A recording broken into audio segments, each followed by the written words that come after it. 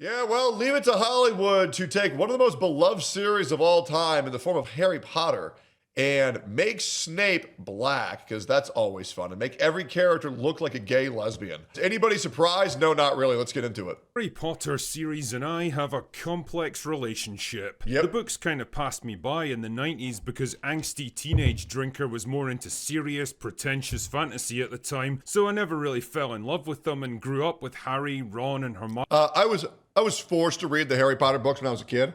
Didn't really give a fuck, but the movies were incredible. I actually rewatched the entire, I believe it's 7 films, like almost every other year. It's so good. Like so many other people did.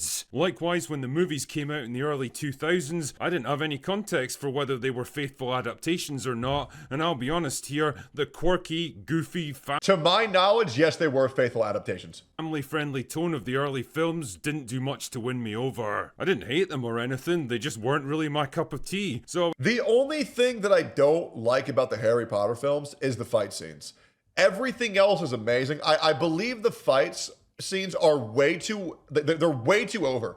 Like when they kill Sirius Black, it's like 2 seconds.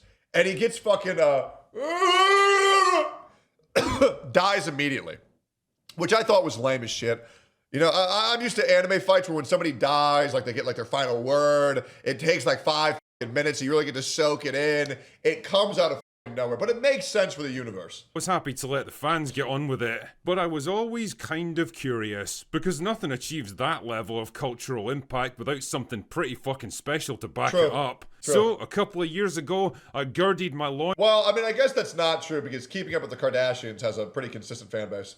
grew my beard, and finally made the time to read the books and find out what all the fuss was about. And damn man, I believe that I finally understood the appeal of Harry Potter. Yeah, J.K. Rowling's absolute abuse of adverbs in her writing can be What a shame how much of a lame-ass motherfucker Hermione became in her later years in life. Or whatever her name is, Emma Watson.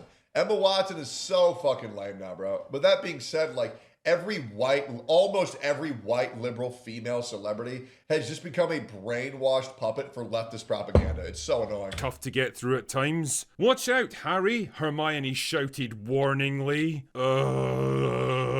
I'm telling you, man, once you see it, you can never unsee it. But overall, the series was an impressive feat of imagination, and in a way, incredible. it did make me appreciate the movie. And the games were also pretty decent as well. Movies from a whole new perspective. Now I understood just how much depth, world building, and complexity they had to cut and condense to fit some pretty fucking enormous books into a 2-hour narrative. Yep. What I'm trying to say with all this push is that I greeted I mean, if Lord of the Rings did it, Harry Potter can do it.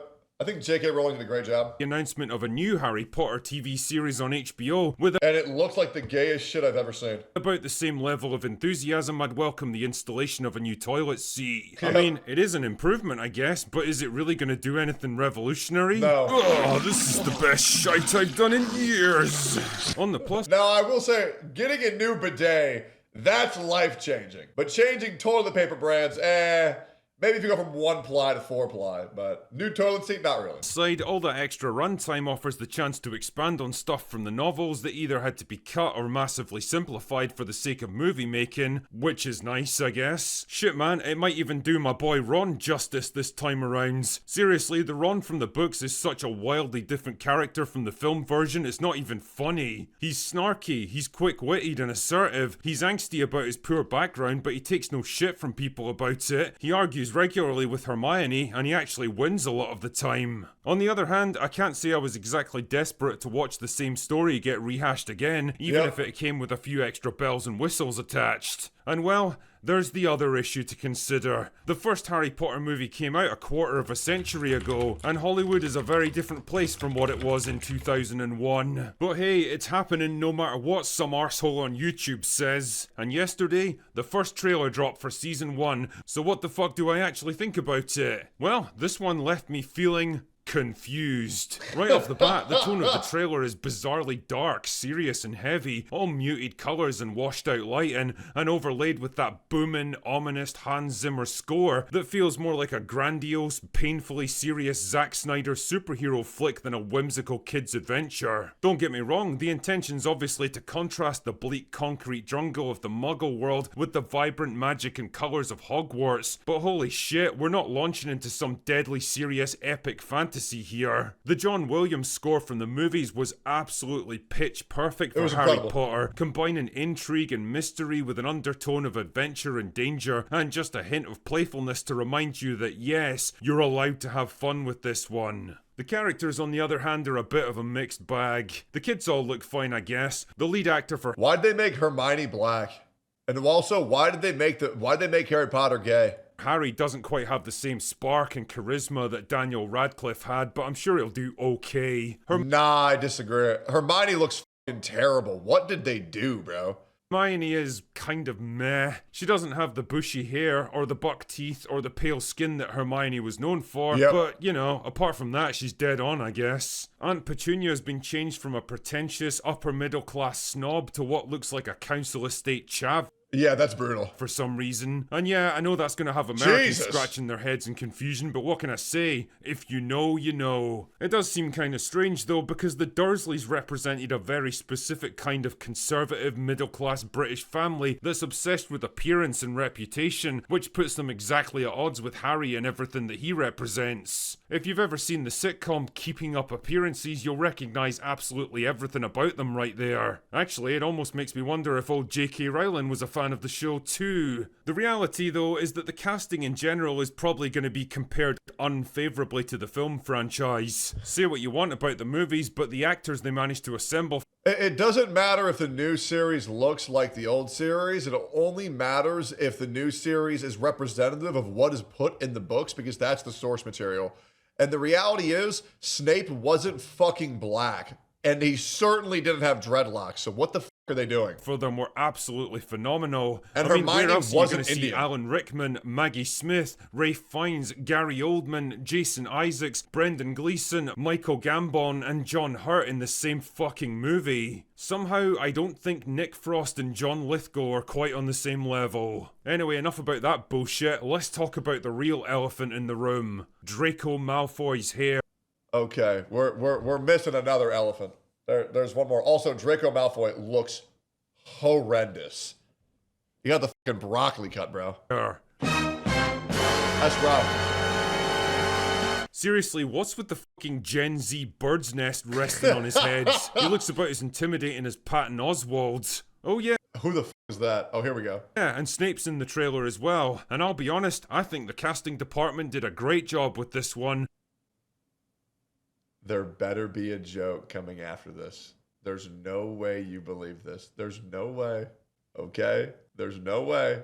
Because Snape being black is the most hilariously accidental racist choice they could have ever made. That the guy that everybody sus of for no reason also happens to just be black. Apart from the hooked nose, the greasy straight hair, the thin physique, and the pale sallow skin, he's the spitting image of Snape from the books. Really?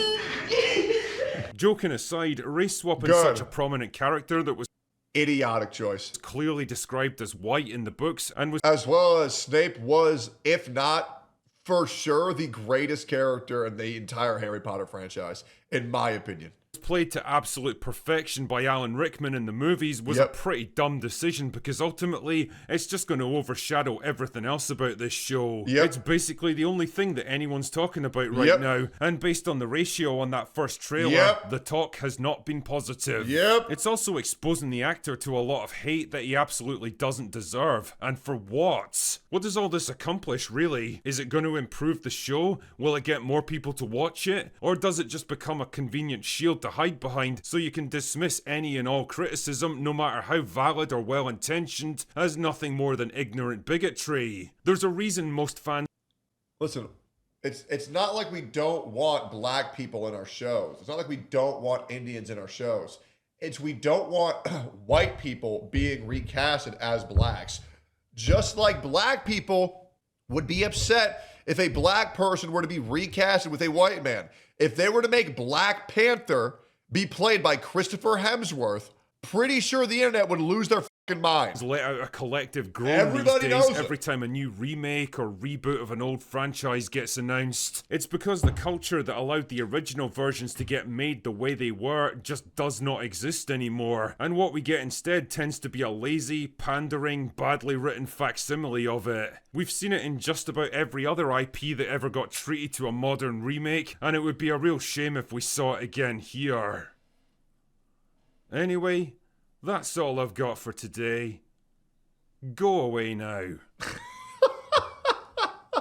What a great outro. Yeah, dude, if a character like Nami in One Piece were to have black hair, I'd be annoyed. If a character like Chopper, instead of being a reindeer, was a cow, I'd be annoyed. If a character like Luffy would be black, I would be annoyed. If a character like Usopp would be white, I would be annoyed. Right? We just want the characters to look like how the fucking characters look. And it's really that simple.